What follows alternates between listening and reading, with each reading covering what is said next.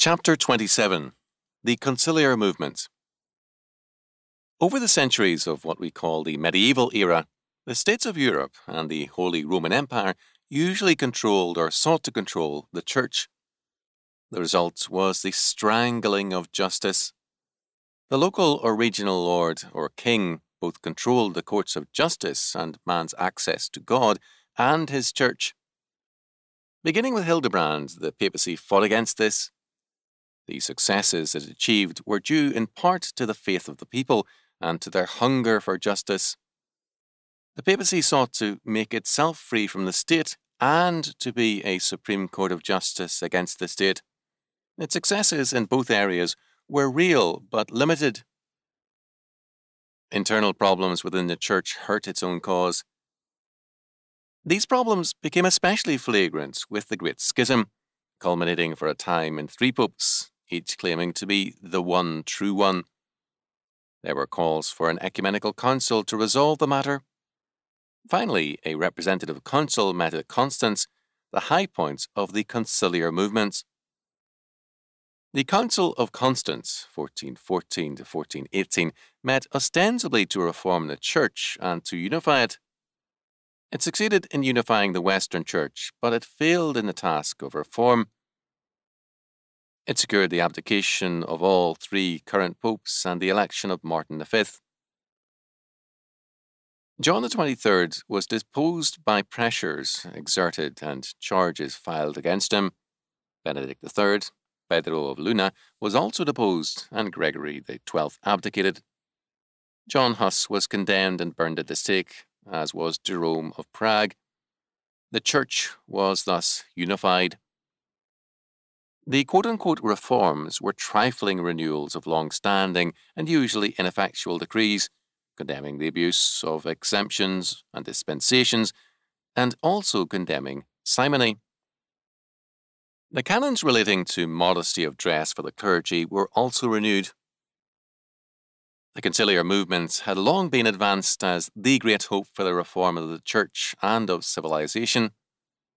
The Protestants were not the first to turn their reforming eyes on the early Church. They were simply echoing a common medieval theme. Most reform movements over the centuries had invoked the early Church. The Protestant use of this idea turned Catholics away from it and led to an emphasis on countering ideas, among them tradition. However, prior to that time, the ideal of the early Church had again and again been used by various orders to reform the Church. Why did it fail at Constance? The failure of the Council of Constance cannot be understood apart from the fact that it was called by the Emperor Sigismund, King of Hungary, King of Bohemia, King of Germany, and the Holy Roman Emperor. Nicaea was called by an emperor also, Constantine, but Constantine sat back and let the churchmen settle the problems. With Sigismund, it was different. First, although Sigismund is one of the abler men of the era and regarded by some as almost heroic, his character was flawed. He gave a safe conduct to John Huss and then broke it on presumably theological grounds, that is, that one was not bound to keep faith with a heretic. Moreover, Sigismund, the great reformer of the Church, was a, quote, deadbeat, end quote, according to Reichenstall's Chronicle. After the long council, the burghers of Constance, whose preparations and hospitality had been notable, presented 2 books of accounts to Sigismund, asking to be paid. Sigismund promised to pay, but he never did. There was another, more serious matter: statism and nationalism, 2 forces functioning as one. The Conciliar movement had more than a reform of the Church in mind. While some theorists were in earnest, many advocates of conciliar power aimed at the control of the Church. Wycliffe and Huss, both strong champions of grace, were unhappily also Marsilius's followers to some degree, and thus close to the cause of the princes. Neither was condemned, Wycliffe posthumously, of course, for the influence of Marsilius, but for other reasons. The rulers put a distance between themselves and reformers like Wycliffe, Huss, and Jerome of Prague, but they did not in any way set aside Marsilius's thinking. Nationalism may have been only in its infancy at Constance, but the representatives at the council voted as nations, not as one church. This was in part a move to decentralize the church, but at the same time it was a move to centralize the state. The various states at Constance met under the headings of 5 nations, each with a designated meeting place. Their main unity was under the emperor's persuasion, not under the church. While Constance re-established the unity of the papacy, it bypassed the early church motive, which was basic to the Conciliar movement. As Mundy pointed out at Constance, quote, "The papacy restored its power over the clergy by giving parts of the church away to secular princes." End quote. The imperial crusade against the Hussites in the following years failed, and Martin V, faced with the discredit of both the empire and the papacy, called another council which met in Basel in 1431 under a new pope who succeeded Martin V on his sudden death. Eugene IV was less happy about a council called to restore union between Greek and Roman churches and to reform the church. When the clergy of the lower ranks invited the Hussites to come and talk over an amicable settlement, Eugene IV dissolved the council. The council denied the right of a pope to dissolve it and affirmed its right to depose popes. In 1439, the Basel Council set up an anti-pope, a mistake which had later repercussions. On second thought, few followed him. In France, in 1438, King Charles VII called the Council of Bourges, to which Pope Eugene IV and the Fathers of the Council of Basel sent delegates. It was at this time that the pragmatic sanctions of Bourges were formulated and adopted. They declared the authority of a general council to be superior to that of the Pope.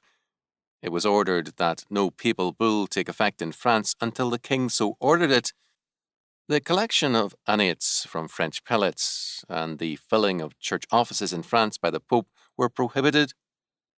The pragmatic sanctions formed the basis of the Galician Church for 300 years, with some lapses of enforcement.